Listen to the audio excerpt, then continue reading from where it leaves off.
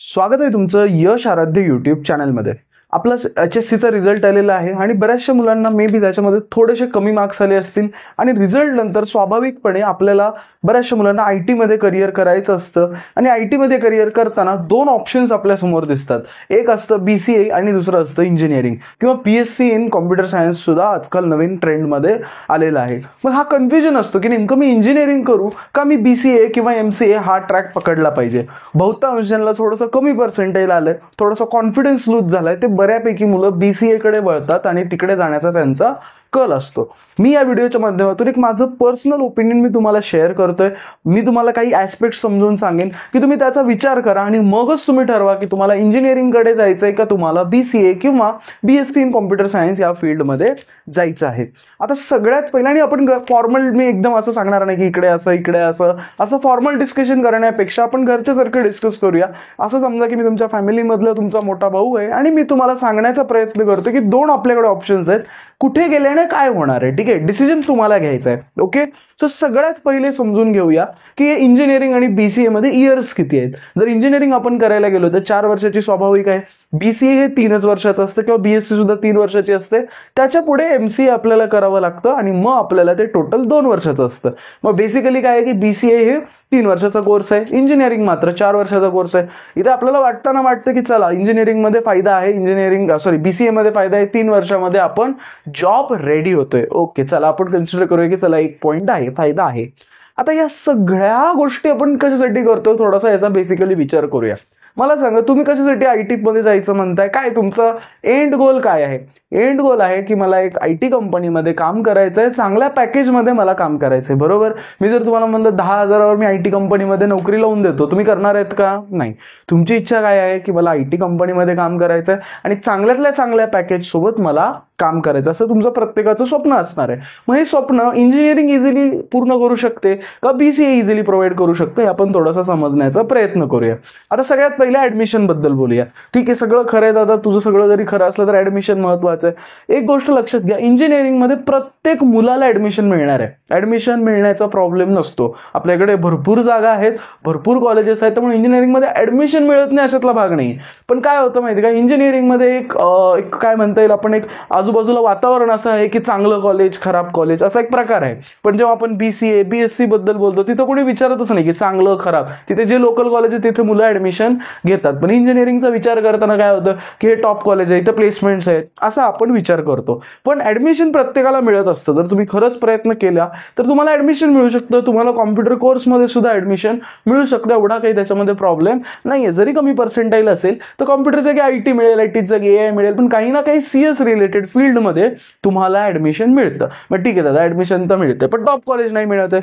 मग एक गोष्टीचा जर आपण विचार केला, जेव्हा तुम्ही BCA चा विचार करताय तर टॉप कॉलेज आहे का? जर आपण BCA किंवा BSc चा विचार केला तर अख्ख्या महाराष्ट्रामध्ये मोजके बोटावर मोजण्या इतके कॉलेज निघतील की ज्यांच्यामध्ये खरंच काहीतरी प्लेसमेंट्स होत आहेत, बाकीचे तर सगळे लोकल कॉलेजेस आहेत। मग आपण तिकडे तरी कॉलेजला काही प्रायोरिटी ठेवतोय का? नाही। असं आहे का की चला मी इंजिनिअरिंग सोडतोय पण मी BCA मध्ये तरी काहीतरी खूप भारी कॉलेज मला मिळतंय का तिथून 100% प्लेसमेंट होत आहेत किंवा तिथे प्लेसमेंट होतातच अशी काही गॅरंटी आहे? नाही। तेही पुन्हा काय आहे, ॲव्हरेज कॉलेज आहे, तिथेही जाऊन तुम्हाला स्ट्रगल करायचं आहे। मग जर स्ट्रगल दोन्हीकडेही करायचं आहे तर चांगल्या डिग्रीकडे केलेला काय वाईट आहे? ओके, माझी बाजू इंजिनिअरिंगची आहे म्हणून मी थोडंसं इंजिनिअरिंग बद्दल सांगणार आहे, बाकी मी BCA चे सुद्धा तुम्हाला फायदे सांगेन। पण मला समजून काय सांगायचं नीट समजून घ्या की लक्षात घ्या, तुम्ही काय ठरवताय की मला BCA करायचंय। BCA करताना नीट विचार काय केला पाहिजे की टॉप कॉलेज असणार आहे का? ऑफकोर्स तुम्ही कोणत्या तरी लोकल कॉलेजमध्ये ऍडमिशन घेणार, मग तिकडे लोकल कॉलेजमध्ये ऍडमिशन घेण्यापेक्षा असा विचार करा की मी इंजिनिअरिंग लोकल कॉलेजमधून कंप्लीट करतोय।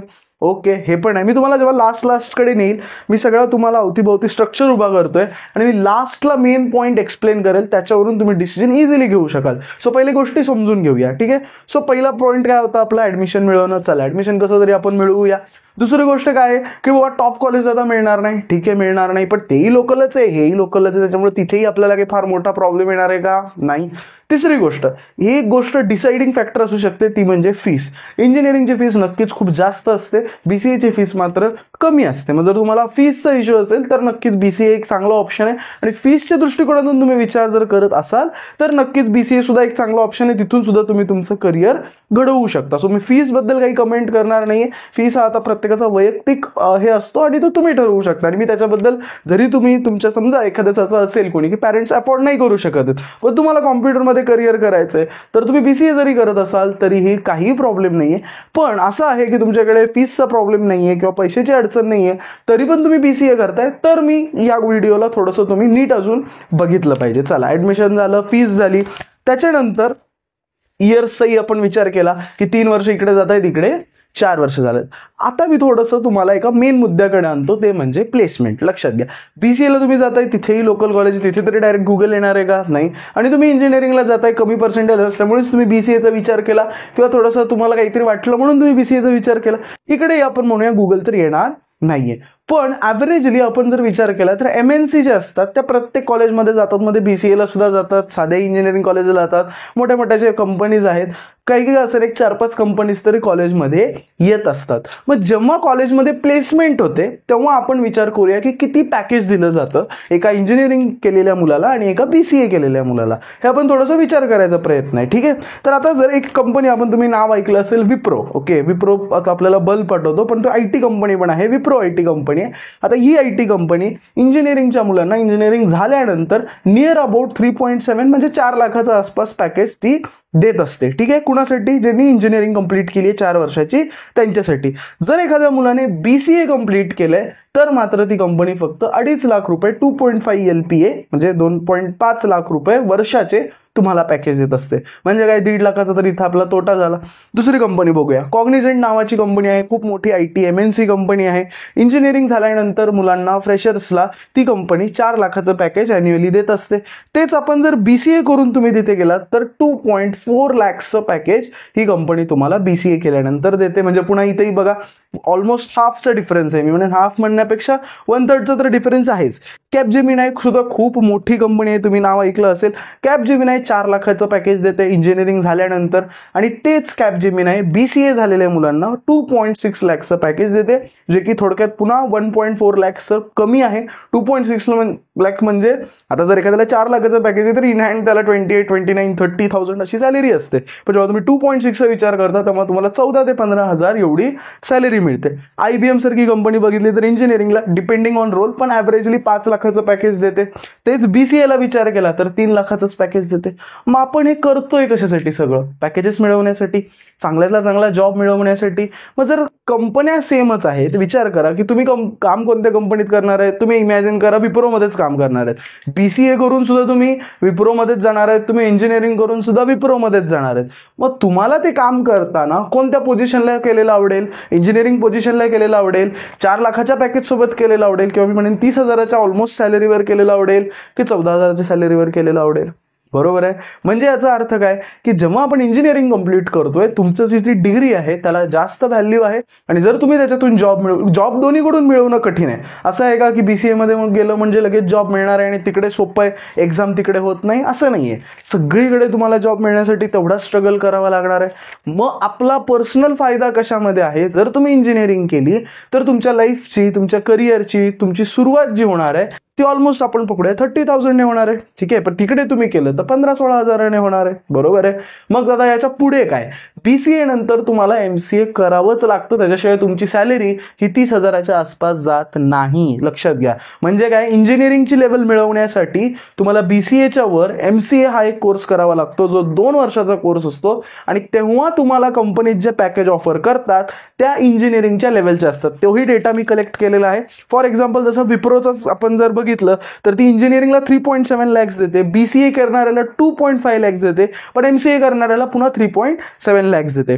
कॅपजेमिनायचाही विचार केला तर इंजिनिअरिंग करणाऱ्या मुलाला 4 लाख पॅकेज देते, ज्याने फक्त BCA केले त्याला 2.6 लाखचं पॅकेज देते, आणि MCA करणाऱ्याचा 4 लाख पॅकेज असतं, म्हणजे इंजिनिअरिंग लेवलचं. म्हणजे BCA करून इंजिनिअरिंग लेवलला जाण्यासाठी 5 वर्ष लागत आहेत. डिरेक्ट इंजिनिअरिंग करून तुम्हाला 4 वर्षामध्ये तुमचं काय म्हणू शकतो आपण कोर्स कंप्लीट होतोय, बरोबर आहे. मग प्रॅक्टिकली जर विचार केला तर इंजिनिअरिंग करणं कधीही फायद्याचं आहे. का फायद्याचं आहे? पोझिशन तुमची चांगली असते, सॅलरीज तुम्हाला चांगल्या मिळतात आणि तुमच्या करिअरची सुरुवात तुम्ही चांगल्या ह्याच्यापासून करता. जर एखादा मुलगा त्याच्या करिअरची सुरुवात 30,000पासून करतोय, 2-1 वर्षामध्ये त्याने कंपनी बदलली की त्याची सॅलरी 50,000 ते 60,000 आरामात होते. पण एखादा मुलगा करिअरची सुरुवात जर 15,000ने करतोय, 2 वर्षाने तो कंपनी बदलेल तेव्हा त्याची सॅलरी 30,000 होईल, बरोबर आहे. होणार नाही अशातला भाग नाहीये, लक्षात घ्या. पण आपल्याकडे जर 2 ऑप्शन आहेत, हाही ऑप्शन त्याच्या पद्धतीने योग्य आहे, हाही ऑप्शन त्याच्या पद्धतीने योग्य आहे. पण आपण काय विचार केला पाहिजे की मोस्ट करेक्ट ऑप्शन कोणता आहे, आपल्या करिअरसाठी फायदेशीर ऑप्शन कोणता आहे. आता सगळं राऊंड फिरून कुठे येत आहे? अभ्यासावर, बरोबर आहे. की दादा मला अभ्यास कसं करू, मला अवघड वाटतंय, मला वाटत नाही की मी BCA करू शकेल किंवा मला इंजिनिअरिंग झेपेल. हा प्रत्येकाच्या मनामध्ये असणारा प्रश्न आहे, म्हणूनच तो तुम्ही थोडासा शॉर्टकट बघताय, मला हे माहिती आहे. पण एका गोष्टीचा विचार करा, असं काही आहे का की BCA मध्ये गेल्यावर तुम्हाला अभ्यास न करता पास करणार आहेत? नाही. तिकडेही तुम्हाला पर सेमिस्टर 5 विषय असणार आहेत, इकडेही तुम्हाला पर सेमिस्टर 5 विषय असणार आहेत. इकडे थोडीशी मेहनत नक्कीच जास्त असणार आहे. इंजिनिअरिंग आहे, वरची डिग्री आहे, तुम्हाला डिफिकल्टी लेवल याच्यापेक्षा जास्तच असणार आहे, ठीक आहे. पण जर तुमची मेहनत करायची तयारी असेल, 11वी-12वीच्या रिझल्टवरून स्वतःला जज करू नका. तुम्ही 11वी-12वी मध्ये खराब होतात म्हणून तुम्ही इंजिनिअरिंग मध्ये खराब असाल अशातला काही भाग नाहीये, ठीक आहे. 11वी-12वी फक्त एक कॉन्फिडन्स लूज करण्याच्या कामाला येते. बाकी असं काही 11वी-12वीवरून कोणी जज नाही करू शकत की त्या मुलाला इंजिनिअरिंग झेपेल का नाही. मी कित्येक तुम्हाला मुलं दाखवू शकतो की ज्यांना 40, 45, बोर्डामध्ये 50, 55, 60% आहेत, 65% आहेत, पण ते इंजिनिअरिंगमध्ये चांगलं करतायत. ते त्यांचे विषय सगळे त्यांचे ऑल क्लिअर आहेत. मग असं काही नाही की दादा माझं 11वी-12वी खराब गेलं म्हणून माझं आता इंजिनिअरिंग पण खराब जाणार. जर तुम्ही डिटर्मिनेशन ठेवत असाल, जर तुम्ही मेहनत करायची तयारी ठेवत असाल तर इंजिनिअरिंग करण्यासाठी सुद्धा काही प्रॉब्लेम नाहीये. इकडेही 5 सब्जेक्ट सेमिस्टरला करायचे, तिकडेही 5 सेमिस्टर करायचे, 5 सब्जेक्ट्स करायचे. इथूनही आपल्याला 5 वर्षाचा कोर्स आहे, इकडे 4 वर्षाचा कोर्स आहे. तुम्हाला BCA केल्यानंतर MCA केल्याशिवाय जॉब एखादाच भेटेल, पण तुम्हाला जर मोठं व्हायचंय, तुम्हाला चांगले पॅकेजेस मिळवायचे आहेत तर MCA तुम्हाला पुढे करावंच लागेल. आणि पुन्हा जर तुम्ही एक 10 वर्षानंतर लाईफचा विचार केला, तुम्ही तुमच्या 35व्या वर्षी आहात, तर तुम्ही एक इंजिनियर म्हणून तुम्हाला स्वतःला बघायला चांगलं वाटेल का MCA म्हणून, MCA ग्रॅज्युएट म्हणून बघायला चांगलं वाटेल, याचाही तुम्ही गोष्टींचा विचार केला पाहिजे. नुसतं पॅकेज मिळतंय आणि म्हणून इकडे जाणं योग्य नाहीये. बऱ्याचशा गोष्टी असतात, फीस असतं, ऍडमिशन असतं, भरपूर गोष्टी असतात. पण माझं एक प्रांजळ ओपिनियन तुमच्या सगळ्यांना असेल की BCA कडे जाण्याआधी जर तुम्हाला अफोर्डेबल असेल, जर तुम्हाला पॉसिबल असेल, मग तुम्ही बरेचशा आता प्रायव्हेट युनिव्हर्सिटीज सुद्धा आलेल्या आहेत, त्याचे मी कदेळस कॉलेजचा एक व्हिडिओ बनवतो की अशा कोणत्या प्रायव्हेट युनिव्हर्सिटीज आहेत की जिथे आपल्याला कमी मार्क्सवर कॉम्प्युटर सारखी ब्रांच मिळू शकते किंवा दुसरी कोणती टेक ब्रांच मिळू शकते. मग जर या IT फील्डमध्येच जायचं आहे तर लोअर कोर्स करण्यापेक्षा हायर कोर्स करा. अफोर्डेबिलिटी हा नक्की एक प्रश्न आहे, या गोष्टींचा तुम्ही विचार करा. जर असंही नाहीये की BCA केलं म्हणजे काही होतच नाही, ठीक आहे. BCA केलं तरी खूप छान छान मुलं आहेत की ज्यांनी आज खूप छान छान पोस्टवर आहेत, चांगल्या पोस्टवर आहेत आणि चांगले त्यांना पॅकेजेस आहेत, ठीक आहे.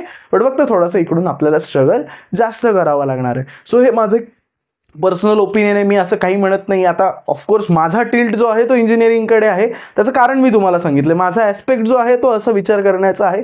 आता याच्यावर तुम्ही शांतपणे डिसिजन घेऊ शकता. कमेंट सेक्शनमध्ये मला कळवायला विसरू नका की हा व्हिडिओ तुम्हाला कसा वाटला आणि अजून असे कोणते तुम्हाला टॉपिक्स आहेत की जे वाटतात की दादा याही टॉपिक्सवर व्हिडिओ बनला पाहिजे, हे तुम्ही नक्की मला कमेंट सेक्शनमध्ये कळवायला विसरू नका. आपण एक व्हॉट्सअप ग्रुप पण क्रिएट केलेला आहे, त्याची लिंक डिस्क्रिप्शनमध्ये आहे, त्याच्यामध्येही जॉईन करायला विसरायचं नाही.